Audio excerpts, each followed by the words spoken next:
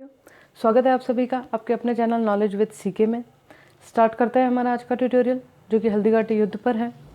आज भाग 2 है हल्दीघाटी युद्ध का। स्टार्ट करते हैं हम लोग इसे। मैंने आपसे कहा था कि महाराणा प्रताप और अकबर दोनों में हल्दीघाटी का युद्ध एक तरह से स्टार्ट हो गया है। अकबर ने जो ऑफ़र किया था महाराणा प्रताप को, उसको महाराणा प्रताप ने ठुकरा दिया है और युद्ध को स्वीकार किया है। यह है हल्दीघाटी, जहाँ आपका हल्दीघाटी का युद्ध प्रारंभ होगा। एक्चुअली हल्दीघाटी में तो ये एक तरह से सेनाएं आके इकट्ठी होती है। मेन युद्ध जो होता है वो खमनौर की पहाड़ियों में होता है, ये मैं आपको बता चुकी हूँ।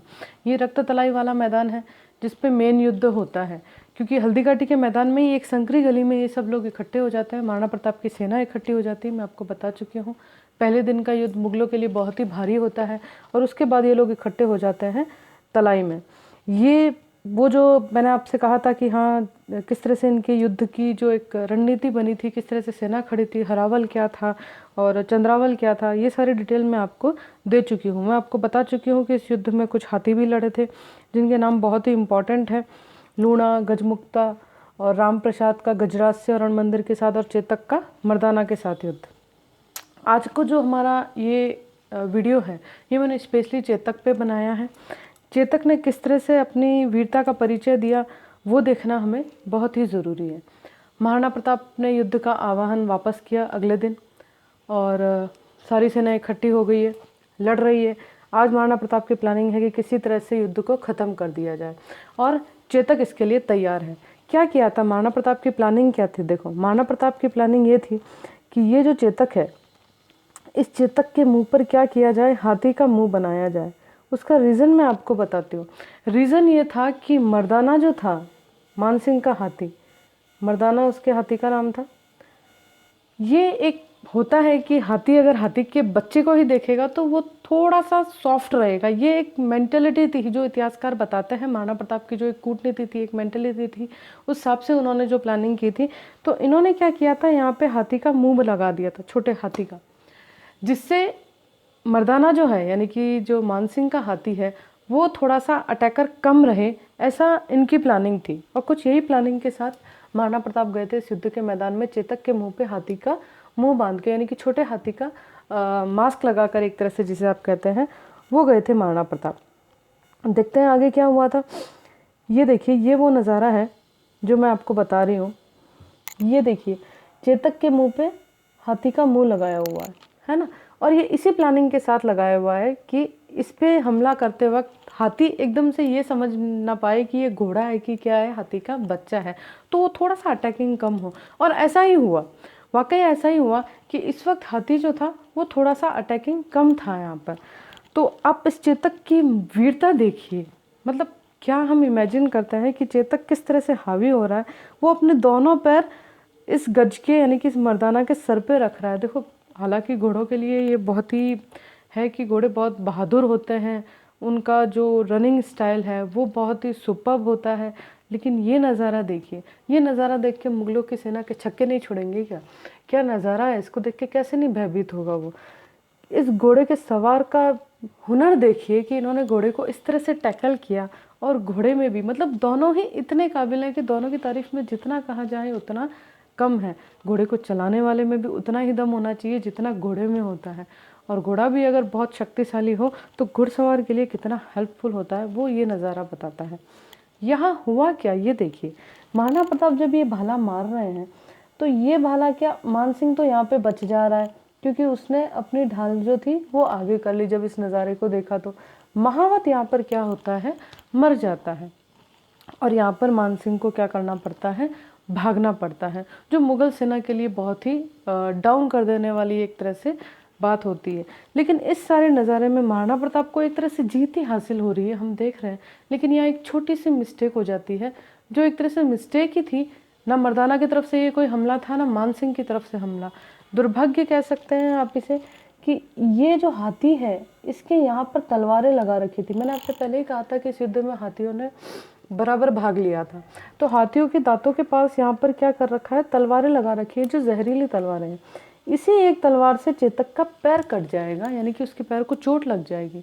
और क्योंकि तलवार में जहर है तो ऑब्वियस है कि वो जहर अब धीरे धीरे चेतक के जहर में जिस्म में फैलने लग जाएगा। देखिए, मतलब मैं क्या, यहाँ पे थोड़ा सा यूँ इमोशनल टच आ रहा है कि किस तरह से घोड़े के साथ ये घटना हो गई है। और मैं ही नहीं, इस वक्त जब महाराणा प्रताप को ये आभास हो जाता है कि चेतक को चोट लग गई है, महाराणा प्रताप खुद भी बहुत इमोशनल हो जाते हैं। चेतक के घायल होने से वो बहुत बैड फील करते हैं एक तरह से, उनको चेतक के लिए बहुत ही दुख सा फील हो रहा है। और ये देखिए, ये नज़ारा जो मैं आपको दिखा रही हूँ, ये हल्दी घाटी जो म्यूज़ियम बना हुआ है हल्दी घाटी में, वहाँ का नज़ारा है। अगर मौका मिले तो जाइएगा ज़रूर प्लीज़। हो गया है हमारा घोड़ा हावी। यहाँ पर झाला बीदा नाम ध्यान में रखिएगा, झाला बीदा, झाला बीदा। मान सिंह तो यहाँ से भाग गया है अब एक बार, लेकिन महाराणा प्रताप खुद जो है वो दिल से घायल हो गए हैं चेतक की चोट को देखकर। उनको अब टेंशन होने लगी है कि चेतक का कैसे क्या होगा। तो यहाँ झाला बीदा जो है वो महाराणा प्रताप को कहते हैं कि आप किसी तरह से, आप और चेतक यहाँ से चले जाओ। इस वक्त आपका युद्ध करना ठीक नहीं है, क्योंकि आप इस वक्त भावनाओं में बहे हुए हो।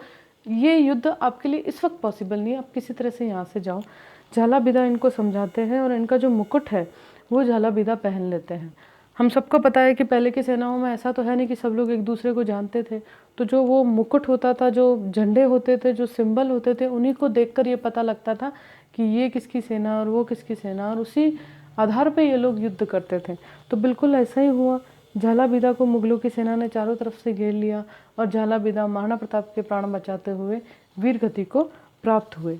यहाँ पे हमारा चेतक दौड़ रहा है और दौड़ते दौड़ते देखो ये कविता कितनी सुंदर है। रणबीर चौकड़ी भर भर कर चेतक बन गया निराला था, राणा प्रताप के घोड़े से पड़ गया हवा को पाला था।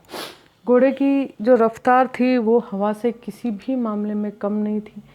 कहा जाता है क्या, प्रमाण भी मिलता है आपको, हल्दी घाटी में मिल जाएगा कि 22 फीट का जो एक नाला जिसे कहते हैं आप, एक खाई जैसी खाई छोटी सी समझ लीजिए, उस खाई को इस बंदे ने 3 पैरों से पार किया था, क्योंकि एक पैर तो इसका घायल था।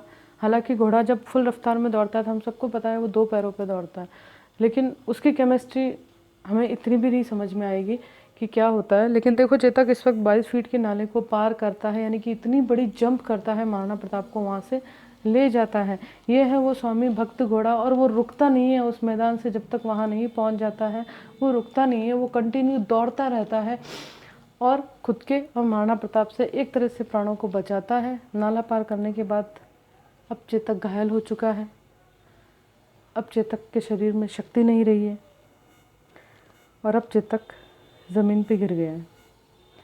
महाराणा प्रताप जो कि बहुत ही भावुक थे चेतक को लेकर, मैंने आपसे पहले भी कहा कि चेतक महाराणा प्रताप के लिए एक परिवार का हिस्सा था, उनका एक घनिष्ठ मित्र था। चेतक के घायल होने के बाद महाराणा प्रताप की मानसिक अवस्था नो डाउट कि बहुत यूँ हो गई थी कि वो समझ नहीं पा रहे थे कि मैं क्या करूं, क्योंकि बहुत ही अनूठा उनका अंग था चेतक। ऐसा था, उनको यूँ लगता था कि ये मेरा अंग ही है जो एक तरह से कट गया है, और वो दिल से बहुत ही एक तरह से कमज़ोर से हो गए थे कि मैं चेतक के बिना क्या करूँगा। यहाँ पर जब ये नाला पार कर लेते हैं, वहाँ इनका एक भाई जो मैंने आपको पहले बताया था, शक्ति सिंह की एंट्री होती है। ये शक्ति सिंह जो है पहले महाराणा प्रताप का एंटी होता है, यानी कि एक तरह से विरोध में होता है और जाके अकबर से मिल जाता है। लेकिन जब उसके अंदर का स्वाभिमान जागता है तो इस युद्ध की, ये कहा जाता है कि इस युद्ध की पूरी प्लानिंग को महाराणा प्रताप के सामने शक्ति सिंह ही रखता है। यहाँ शक्ति सिंह इनसे वापस मिलता है, अपने किए के लिए क्षमा मांगता है, महाराणा प्रताप उसे क्षमा कर देते हैं और चेतक एक महान बलिदान के साथ भगवान को प्यारा हो जाता है, स्वर्ग की ओर प्रस्थान करता है। चेतक की समाधि बनी हुई है बलीचा में। बलीचा, ये जब मैंने आपको एक पूरी रणनीति इस युद्ध की समझाई थी, तब उसमें एक ऐसा भी था, मैं आपको वापस बताती हूँ, जिसको देखकर आपको ये लगेगा कि हाँ ये जगह हमने पहले देखी हुई है। ये देखिए, जहाँ हमने इनकी रणनीति समझी थी, ये देखिए बलीचा। ये जो बलीचा है ये चेतक का स्मारक है, और ये गोगुंदा के आसपास का एरिया ही है जहाँ चेतक का स्मारक बना हुआ है बलीचा नाम से। उस जगह पर आपको चेतक का स्मारक मिलेगा। अगर मौका मिले तो आप यहाँ ज़रूर जाइएगा। चेतक वीर गति को प्राप्त हो गया है। अब बात आती है कि विजयी कौन हुआ इस युद्ध में। विजयी कौन हुआ? तो विजयी कौन होंगे? देखो, युद्ध का मोटो क्या था, युद्ध का एम क्या था, गोल क्या था? किसी तरह से महाराणा प्रताप को पकड़ लेना, उनको बंदी बना लेना और फिर अकबर के सामने पेश करना। लेकिन महाराणा प्रताप तो हाथ आए ही नहीं। और अगर महाराणा प्रताप हाथ नहीं आए तो इसका मतलब इस युद्ध में विजयी कौन हुए हैं? महाराणा प्रताप हुए हैं। कुछ मैं कहूँ कि नेताओं के चाटुकारों ने कई किताबों में ये लिखने की कोशिश की है कि इस युद्ध में अकबर विजयी हुआ, लेकिन हकीकत ये नहीं है। इसको आप ध्यान से पढ़िए। उदयपुर का जो राजस्थान विद्यापीठ विश्वविद्यालय है, इसके मीरा कन्या विश्व महाविद्यालय के एक प्रोफेसर हैं डॉक्टर चंद्रशेखर शर्मा। इन्होंने एक शोध किया और शोध में ये पाया कि जो 18 जून 1576 में लड़ाई महाराणा प्रताप ने अकबर को हराया था, ये क्या बता रहे हैं? देखो, इस बात को अच्छे से पढ़िए, एक एक लाइन को इसको अच्छे से देखिएगा। ये बता रहे हैं कि अगले ही साल, यानी कि इस युद्ध के अगले साल, यानी कि हम बात करते हैं 77 की, तब क्या हुआ था कि 1 साल तक महाराणा प्रताप ने हल्दीघाटी के आसपास के जमीन के पट्टे ताम्रपत्र के रूप में बांटे थे, जिन पर एकलिंगजी दीवान प्रताप के हस्ताक्षर हैं। ये बताते हैं अगर ऐसा हुआ था तो ऑब्वियस है कि वो एरिया किसके पास था, वो जगह किसके पास थी? महाराणा प्रताप के पास थी, तभी तो उन्होंने बांटे, वरना बांटेंगे कैसे? अगर मान लो ये युद्ध वो हार जाते तो ये पट्टे जारी करने का अधिकार किसको होता? अकबर को होता। लेकिन अकबर ये युद्ध हार गया था और महाराणा प्रताप पट्टे जारी करते थे, इसका मतलब विजयी कौन हुए? ऑफकोर्स महाराणा प्रताप हुए। ये शोध अभी शर्मा जी ने किया है और ये शोध सामने आया भी है। हल्दीघाटी के युद्ध के बाद सेनापति मान सिंह और आसफ खां, इन दोनों के युद्ध हारने से अकबर काफ़ी नाराज़ हुआ था और दोनों को 6 महीने तक दरबार में ना आने की सज़ा दी गई थी। शर्मा ये भी कहते हैं कि अगर मुगल सेना जीतती तो अकबर अपने प्रिय सेनापतियों को दंडित नहीं करता। इससे साफ जाहिर है कि हल्दीघाटी का युद्ध किसने जीता है? महाराणा प्रताप ने जीता है, यानी कि प्रातः स्मरणीय वीर शिरोमणि महाराणा प्रताप ने जीता है। कहा तो इतिहासकारों ने यह भी है कि वो जो रामप्रसाद की बात मैंने आपसे की थी, जो इनका प्रिय हाथी था, इसको मानसिंह ले गया था। मानसिंह बोला कि भाई देखो, ऐसा है कि महाराणा प्रताप तो हाथ आए नहीं, मैं उनका हाथी लेके आया हूँ, बोलो। अकबर को हाथी सौंप दिया था।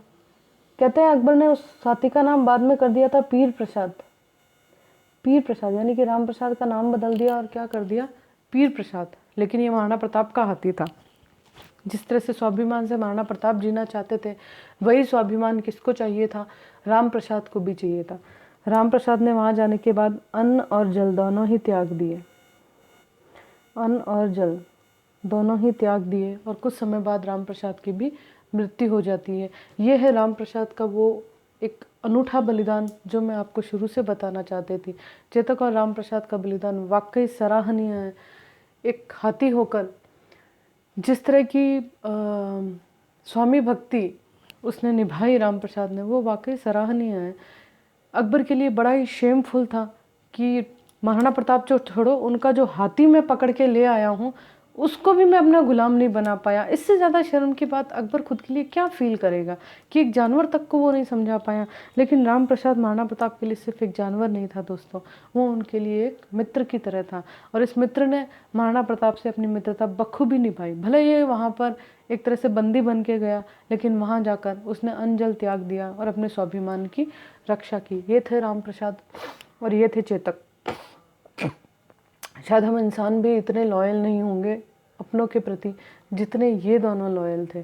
नो डाउट इन दोनों ने बहुत बड़ा बलिदान दिया है। तो दोस्तों, ये थी आपकी हल्दीघाटी का युद्ध। ऐसा नहीं है कि इसके बाद महाराणा प्रताप की विजयी यात्रा थम गई है, नहीं, ये तो बस शुरुआत है, ये समझिए। यहाँ पर भले महाराणा प्रताप को एक हल्की जीत हासिल हुई है। माना जाता है कि यहाँ पे चित्तौड़ पर एक तरह से अकबर का अधिकार हो गया था, नो डाउट अधिकार हो गया था, लेकिन हल्दीघाटी का युद्ध अकबर ने नहीं जीता था। आगे चलते हैं हम लोग। ये महाराणा प्रताप की वो कसम है जो मैं आपको दिखाऊं।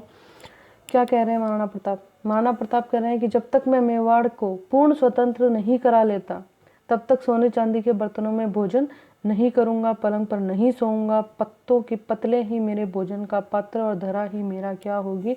बिछोना होगी। तो मित्रों, जिन बेवकूफ़ों ने ये अफवाह फैलाई कि अकबर की वजह से महाराणा प्रताप को घास की रोटी खानी पड़ी, अकबर की वजह से महाराणा प्रताप को दर दर भटकना पड़ा, ये उन लोगों के लिए मुंह तोड़ जवाब है, उनको देना ज़रूरी है जवाब। ये जो मैं फ़ोटो आपको दे रही हूँ, ये प्रताप गौरव केंद्र का जो है स्थल जिसके बारे में मैंने आपको बताया था, वहाँ की है। तो प्लीज़ अब तक जो अफवाहें फैलाई गई हैं, उन अफवाहों को तोड़िए आप लोग, और उन तक वो बातें पहुँचाइए जो सच है, जो एक हकीकत है। नेक्स्ट वीडियो में हम दिवेर के युद्ध पे चर्चा करेंगे। और इसके साथ ही मैं आपको एक चीज़ और बताना चाहती हूँ फ्रेंड्स, कि अभी जो आरबीएससी ने नई बुक लॉन्च की है, नई बुक डाली है माध्यमिक शिक्षा बोर्ड की 10th क्लास के लिए, उसमें कुछ विवादास्पद चीज़ें हैं जो इतिहासकारों ने, जो आजकल के इन बेवकूफ़ बुद्धिजीवियों ने लिखी है, इंटेलेक्चुअल्स ने लिखी है। ये बुद्धिजीवी नहीं है, ये बुद्धूजीवी है। मतलब इनको आगे बढ़ाया जा रहा है ऐसी बेवकूफ़ियाँ करने के लिए, और पता नहीं इन बेवकूफ़ों का लीडर कौन है जो इनको इतनी हवा दे रहा है। उन्होंने हल्दी घाटी के विषय में भी मैंने आपको बताया कि कुछ बेवकूफ़ी भरी बातें लिखी है कि हल्दी घाटी का रंग जो है हल्दी जैसा इसलिए है क्योंकि नव विवाहित वधुओं ने वहाँ पर लड़ाई लड़ी थी। उस मिट्टी का रंग पीला है ही नहीं, भला बोलो ऐसा भी कुछ होता है क्या? पर मतलब क्या कहें, बेवकूफ़ी की हद यही तो होती है।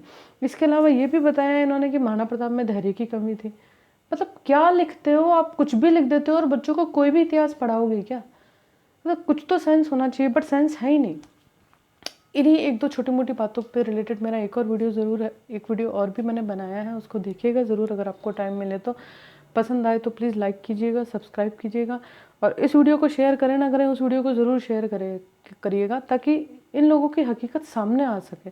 देखो, मेरा मोटो बिल्कुल भी ये नहीं है कि मुझे अपने चैनल का प्रचार करना। आप भले मेरे थ्रू ना करो, भले आप किसी भी एंगल से करो, आप सिर्फ फ़ोटो मेरे से ले लेना, जब मैं फ़ोटो डालूंगी यहाँ पर उस वीडियो से वो फ़ोटो ले लेना, फिर उसको आगे बढ़ाना। इतिहास के साथ छेड़छाड़ नहीं करनी चाहिए मित्रों। इतिहास हमें बहुत कुछ सिखाता है। इतिहास हमारी डिग्निटी है, हमारा गौरव है, और इस गौरव को अगर कोई नष्ट करता है तो प्लीज़ उसे मुंह तोड़ जवाब दो, ये आपकी जिम्मेदारी बनती है। इतिहास बेस होता है, नींव होती है, उस नींव की जड़ों को अगर कोई हिला रहा है तो उसे जवाब देना चाहिए आपको। मतलब मेरा लॉजिक यही है। तो प्लीज़ गाइस, मैं अपना ये वीडियो अभी यहीं पे समाप्त कर रही हूँ। आगे की जो घटनाएं हैं महाराणा प्रताप से संबंधित, वो हम नेक्स्ट वीडियो में करेंगे, जिसमें हम दिवेर का युद्ध शामिल करेंगे।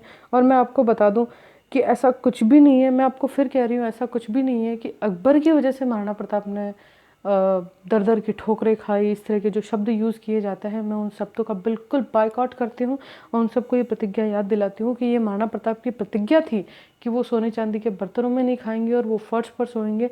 ये उनकी मजबूरी नहीं थी, ये उनकी प्रतिज्ञा थी, अपनी मातृभूमि के प्रति प्रेम था मित्रों। और ये प्रेम होना चाहिए हर इंसान में, अपनी जन्मभूमि से रिलेटेड, अपनी मातृभूमि से रिलेटेड। ये महाराणा प्रताप थे जिन्होंने ऐसा जीवन जीना स्वीकार किया सिर्फ अपने मातृभूमि के गौरव के लिए, अपने पूर्वजों के गौरव के लिए। इनके जो पूर्वजों ने जो बलिदान दिए हैं, इनके पूर्वजों का जो शौर्य है, उस गौरव को, उस कीर्ति को बनाए रखने के लिए महाराणा प्रताप ने ये बलिदान दिए हैं दोस्तों। और ये बलिदान सिर्फ गोहिल वंश का नहीं है, मैं कह रही हूँ ये हर भारतवासी का बलिदान है। तो प्लीज़ इस बलिदान को ध्यान में रखें। आप जब सब्सक्राइब करेंगे तो आपको एक बेल आइकन दिखेगा, प्लीज़ उसे प्रेस ज़रूर कीजिएगा। मेरी ड्राइंग बहुत अच्छी है, मुझे पता है, बहुत अच्छी बेल बनाई है मैंने, इसे आप ज़रूर प्रेस कीजिएगा ताकि आपको मेरे वीडियोज़ के नोटिफिकेशन जल्दी से जल्दी मिल सके। Thank you for watching this video. Have a wonderful time ahead. Thank you.